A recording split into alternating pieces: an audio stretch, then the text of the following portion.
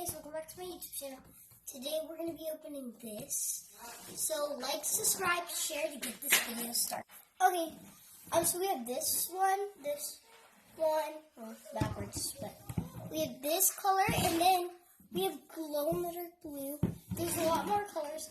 I'll show you them when I get them out. Okay, we have color change glue, clear glue, and that's all this glues. And now let's see activator. Okay, and I got some butter slime activator, glow in the dark slime activator, cherry lemonade scented slime activator, and I have crunchy slime activator, and a magical liquid. Okay, so let's start. Okay, so there wasn't like anyone that you're supposed to use for the color changing when you're like playing with it. So I'm gonna put the cherry lemonade scented slime activator. I'll put it in and then update you guys.